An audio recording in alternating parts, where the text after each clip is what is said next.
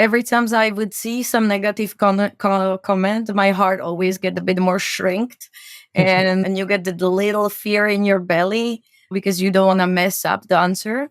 So I think the goal is to, stay transparent, learn from the feedback, the conversation open, and try to not get caught in that only online debating. Welcome to the All in Recruitment podcast by Manatal, where we explore best practices, learnings, and trends with leaders in the recruitment space. If you like our content, please subscribe to our channels on YouTube and Spotify to stay tuned for our weekly episodes. I'm your host, Lydia, and with us this week is Eva Balukova, Global Employer Branding Lead at Danfoss. Welcome, Eva. Good to have you with us. Thank you for having me, Lydia. I'm very glad that I could join you here. Yeah, me too. So, walk us through your background, Eva. I mean, what aspects of your background has prepared you for a global role in employer branding? Yeah, that's a very good question. I have been actually thinking about that a long time. So, my recruitment journey began around 13 years ago in Slovakia. I started in a recruitment agency. And about 9 years ago, I moved to Netherlands, where I started combining the talent acquisition with employer branding, mostly as a consultant. Early on, when I started mostly as a sourcing specialist, and there I quickly realized that attracting talent wasn't just about finding people, but actually about positioning companies as a great place to work. And that as well became my very good passion. Over time, I shifted to employer branding completely. And here I am. I'm at Danfoss, a mechanical engineer company with over 39,000 employees. And if you ask me about that one aspect that prepared me for global role, there's no really a single answer. But because I'm still learning, I'm in a global role for right now slightly over 2 years. What I could see is that the global roles require a constant adaptation to new markets, cultures, business needs. And that's why I would say that my consultancy background played actually a key role to prepare me for this role. I was privileged to work in HR, recruitment, culture, talent development, and work closely with founders and business leaders. And I think that taught me to see that big picture, identifying problems, and then design solution, tailored solution. So I think, that was the thing I would say. Yeah, multiple perspectives often help shape exactly where you're taking that employee branding narrative and to really target it based on the business needs as well, right? So, what are some areas that you're focusing on right now? So my biggest focus right now is scaling our employee advocacy program. We started with a pilot of 200 employees last year. And just now, like 2 weeks ago, we launched it globally. And Well, congratulations. and this week we are actually onboarding around 230 new participants. So it really shows us that it's not only employer branding trend, but it's actually a trend with employees also that need for authenticity is there.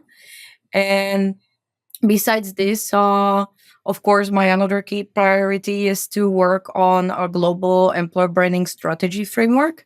Since Danfoss is very metrics decentralized organization, we have many businesses and each business has slightly different needs.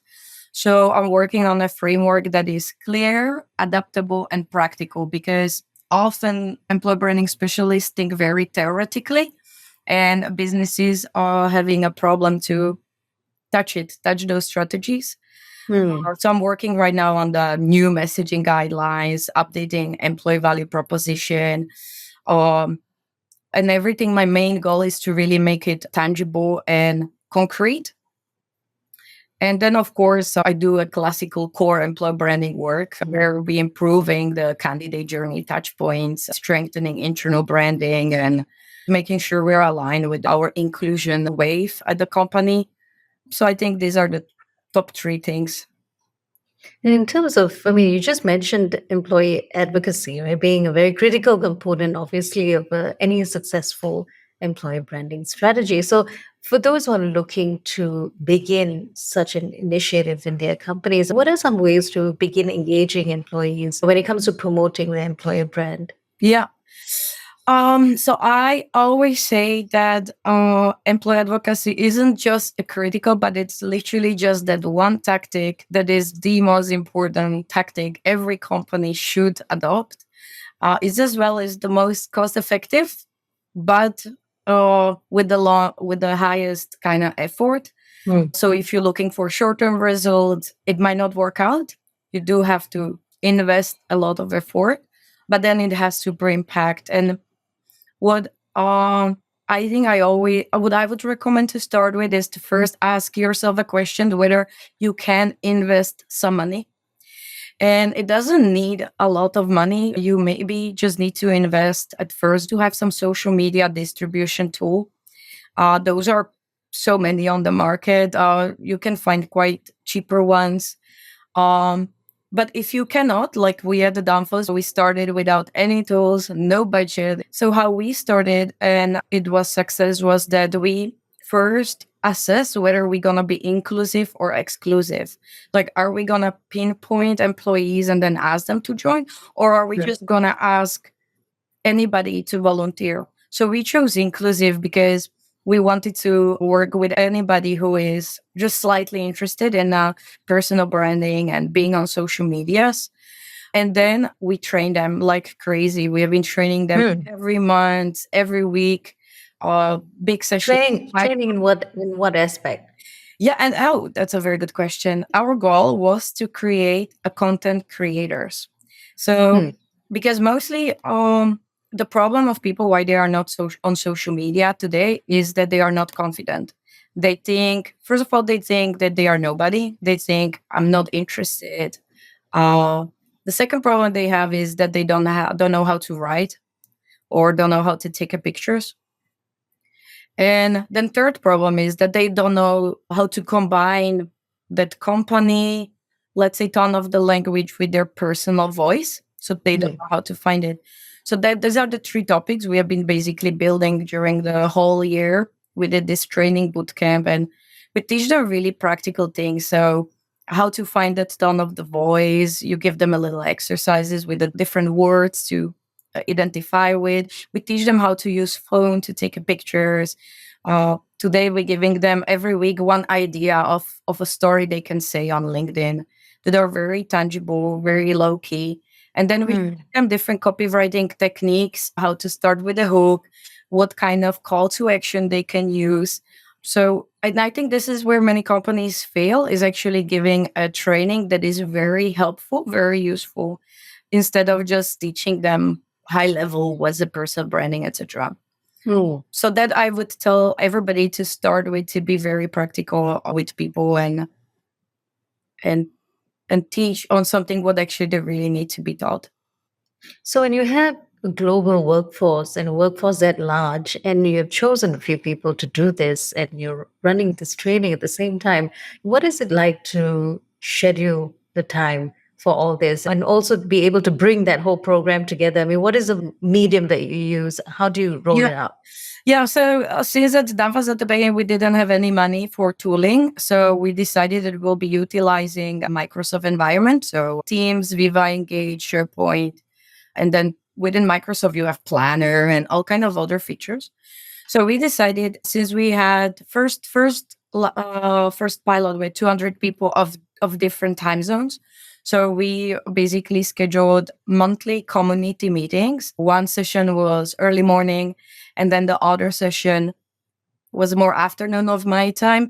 So afternoon, the US people could come in, and morning we had more like a Asia Pacific people in. And during these community meetings, we basically have been spotlighting the effort of our ambassadors. So recognition is very important. You're kind of rewarding people for their effort, no matter how many likes they get. Just participation and doing it is what matter. And then always the other part of the community meeting is always a learning. So tips and tricks how LinkedIn works, giving them those manuals. And basically right now, what we did with this community, the community building, that was actually everything of our success. Today, the community is so strong that we created trust and belonging kind of feeling. Now every ambassador is liking each other's posts, resharing. Every time I need some help with ambassadors, they jumping in immediately. So community building, yeah, one of the most important thing is if you have ambassadors globally in all different places. And it's as well the benefit that you can sell the program with, right? Like that you connect people globally, that people can learn from each other, from different cultures and perspective. So definitely it's a selling point for the ambassadors. So, in terms of actual returns or actual results coming out from this, has there been any way to measure the amount of effort that's gone in and also to measure the outcome? Yeah. So the first year or last year when we did the pilot, it was very hard since we didn't have any tool. Normally, these tools are providing you metrics. But what we have been measuring was the participation rate. The LinkedIn was providing us quite some data. So we could see how many posts have been monthly posts by hashtags we have been recommending. So we have been recommending like two hashtags that are more culture related. And there, for example, just in 6 months, we got like over 1,000 posts. LinkedIn provides us data of how much our employees are now engaged with our brand, and as well how much non-employees are engaged with our brand. So we could see increase, for example, of those numbers. We could see increase of numbers, how much our brand is influencing decision to apply. Also, we could see as well a slight increase there. We don't take all the credits because, of course, our product marketing is doing activities also, but we could see that we had a good impact there. And this year, we already implementing a tooling. We started a month ago with the tool, so we can already see as well like how much impression we're gaining, what are the earned medias by every post that is shared with the companies. And then of course we measuring quite some like stuff like participation. So if we have community meetings, I am interested to see how how many people coming in. uh that gives me a signal whether I do a good job with entertaining them and engaging them, and how many people are actually finishing our micro learnings or e-learnings, creating them. So yeah, so we are not really like finance driven at the moment.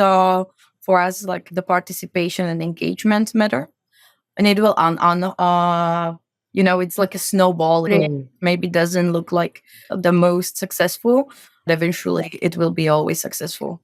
Has there been any feedback from the recruitment side or the talent acquisition side in terms of those actually applying for jobs, or has there been any direct correlation? Are you able to see that? I'm not aware of any feedback like that. I mean, we're getting a lot of feedback from our talent acquisition partners that they are very happy with the advocacy initiative.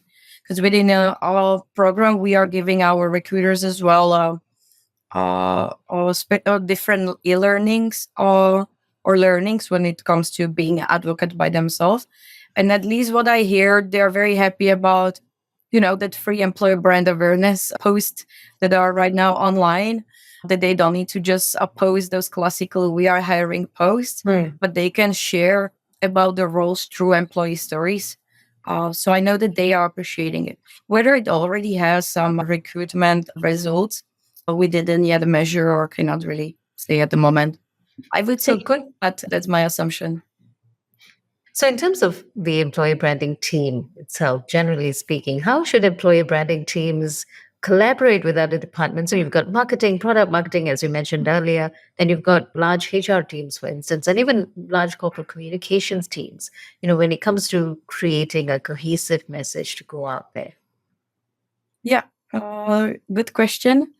So at the Danfoss, the global employer branding or employer branding sits with HR, specifically in global talent acquisition, which I believe it's a right place for it. I believe that since employer branding is about attracting, engaging, and retaining talent, it does make sense that it's closely tied to recruitment and HR strategy. But as you said, employer branding doesn't work alone. I collaborate with branding and marketing teams. There is very important that we align on the global messaging. making sure that what we say about Danfoss as a whole, that it's aligned well of how we want to see. But we as well, in employer branding messaging, we try to distinct from corporate and product branding. Right. Because it cannot be just one same messaging. You need to segment the message based on the audience. So we're working together and asking for each other's feedbacks and inputs. And then I work very closely with the HR and HR tech people. There I need to get a lot of feedback on the employee experience, right? So from onboarding to current development, whether we applying all the messaging internally, whether we applying it on learning platforms, whether we applying it in employee engagement initiatives. And then with the HR tech teams, we need to ensure that the digital tools are reflecting our brands also. So, through internal portals or recruitment platforms. And then last but not least, I collaborate a lot with the employees and leaders. Employees are the strongest storytellers, basically the key players when it comes to shaping authentic employer brand. And then leaders, they are very great for amplifying the key messages, right? And to make it feel like it's natural and relatable. So I'm mostly using leaders and employees to kind of steal their vocabulary, put it in our messaging to make it more tangible. So it's important again to collaborate with different departments, specifically if you're hiring for certain segments or job functions. You really need to collaborate with people who are actually doing the job in order to build authentic messaging. Authentic. Yeah. So, what do you see as the biggest challenge in employer branding today, and in your experience at least, and what might be some ways to address them? Yeah. So in the what I see now right now in my global role, I think one of my biggest challenge is to really have or find the right balance between consistency and local relevance. You want to have, every company needs to have a clear and unified message, but what works in Europe might not work in Asia or Americas. And different regions have different cultures, expectations, and different job markets. So there is no one size fits all approach. And that's quite hard to find that balance. We still, not always we're successful. We're still learning and improving. So that's, I think, the number one challenges that global employer branding have. Then other is what we already talked a bit about was measuring impact. Since employer branding doesn't show instant results, like, for example, hiring metrics do, it's harder to prove employer branding value since you have to track a lot of long-term data like brand awareness, engagement, employee advocacy. So that's quite challenging to prove the business that investing in employer branding is worthy. And then finally, of course, the biggest challenge that all of employers in the world are facing is the authenticity, right? So how to really say what your audience wants and be truly real and differentiate from other companies. Don't sound like polished corporate jargon. So that's, I think, the biggest challenges that I see. So, in terms of, as you mentioned earlier, the ability to make the case for investment in employer branding, right? It's definitely a challenge, but what might be some ways to go about doing that in your experience when the ROI or the impact isn't immediately measurable? Yeah. Mostly how I go about that is that I am showing where the money are spent and where they can be saved, basically showing the cost of doing nothing. Because a weak employer brand leads basically to longer hiring times, higher recruitment costs, lower quality applicants. So this you can quite easily quantify. There are a lot of benchmark on internet. AI can help you as well with those numbers. I mostly, to prove employer branding case study, I go quite often to the recruitment numbers because those are easier normally to pull in. Hmm. Uh, I compare things like cost of vacancies, turnovers, what is the disengagement, and what kind of financial impact basically it has if we neglect employer branding. Then as well, very what works a lot for me is benchmarking against competitors. Everybody can be a little competitive, and if you're as well big company, you are always very interested to see where you stand.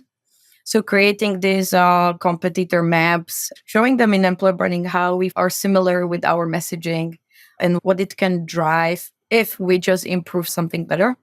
Hmm. And I think lastly, what is very important in any case study for employer branding is that you have to tie it to retention. Hmm. So because strong employer brand is just not about attracting talent. And for example, at Danfoss, we are kind of right now not hiring the most. So then if I would like to propose some employer branding strategy, I would get immediate objection like, yeah, but we're not hiring. So put your horses on hold. But if I tie it into employee engagement and retention, I get immediate basically sign off. So, in terms of employer branding, as much as the effort it takes internally, it's going to be a lot of positivity, authenticity, right? But of course, you're also going to have to deal with negative employee reviews or even social media comments. You always have to deal with that group. So, generally speaking, what approaches can employer branding professionals take when they need to address negative employee reviews or social media comments? Ooh, very vulnerable topic. Every time I would see some negative comment, my heart always get a bit more shrinked, and you get the little fear in your belly because you don't want to mess up the answer. So I think the goal is to, stay transparent, learn from the feedback, the conversation open, and try to not get caught in that only online debating. So my go about is really try to listening and acknowledging a person's feedback, like give them a little validation, even maybe I completely disagree. Yes. Um, not take it no, don't take it ever personally, or don't think it's now showing how bad employer branding person you are. Try to take it as a constructive feedback. Respond professionally. So stay calm, be respectful, and be very solution focused. And I would also say never get the defensive because Mm. get that always go wrong. So solution focus again. Let AI write it for you if you are not confident with your writing. Um, as well, very important thing when negative comments comes in is that you do bring them into internal conversation after that Mm. you try to showcase as well internal or stakeholders that this is maybe a recurring pattern or maybe we need to put some attention to it. So just summarize: transparent, learn from feedback, be solution focused, and keep the conversation open without too much online debating. And you mentioned AI doing the writing. So there's definitely an element in there in terms of getting that assistance or that help from technology. So, in what ways have AI and automation maybe influenced your even employee branding strategies as well as the recruitment efforts that are going on? Yeah. I mean, things like ChatGPT is literally my partner, life partner. I even call him Adam. So my personally impact, yeah, it's incredible. I love it. I believe that every company and individuals that adapt quickly to AI will have the biggest advantage on the market. So I, of course, the most supporting the chat and AI agents, and that's helping me personally with personalized content, Mm. targeting, doing all those benchmarks, research data, talent mapping. Um, I love it to use for employer branding messaging where I need to differentiate it per audiences. Mm. If a lot for internal communication, for example, where I don't want to sound too harsh or too boring or too corporate, Mm. it can help you to be more relevant and engaging. So definitely for content creation and social media and all these things. I think then the second biggest impact is increasing the recruitment efficiency. Mm. And I think that's where the AI is impacting a lot the TA world because automation is basically speeding up the candidate sourcing, screening, candidate communication, uh, which of course is scary because you might think that then what else the recruiters will be doing. But actually, it allows them to focus on human connection because they will be never replaced instead of some manual task. Uh, so I like that impact that the AI goes to the recruitment efficiency. And a third where I use AI is a lot, which one I think I already maybe mentioned, is that I love AI powered analytics and how that can help you to track the hiring trends and brand perception. And it's actually show you the data, and then you finally can adjust strategies real time with not just biased data, but actually with more impact data driven insights. So, Eva, the final question is, what advice would you give someone who is starting out in employee branding or even in recruitment, coming from your recruitment background, starting out in recruitment or employee branding today? I would recommend to people to don't get that imposter syndrome, get them. Don't let that happen. Network a lot with the people of that profession and try to learn from others. Use AI. Adam, right? Adam and Eva. Yeah. So I'll try to network with people of the same profession and use AI. That will be my two tips to do. In my old times when I started, the AI was not there, so I only needed to network with people. I got a lot of mentors, a lot of people from my LinkedIn network have been helping me to build employer branding knowledge. So I can highly recommend that. Well, thank you so much for your time and these great insights today into the work that you're doing in employer branding as well as being a professional in this particular space. So, thank you again for your valuable insights. And I'm sure whoever is listening in, whoever wants to connect with you, take up that conversation, find out how to get things done in employer branding, where can they connect with you? Awesome. Hey, thank you, Lydia. And thank you, all you listeners, for being here till the end. This has been a pleasure sharing these insights. You can find me on LinkedIn and follow me for more on any employer branding initiatives or tips and tricks you're interested in. Thank you again, Eva. And we have been in conversation with Eva Balukova, Global Employer Branding Lead at Danfoss. Thank you for joining us and stay tuned for more weekly episodes from All in Recruitment.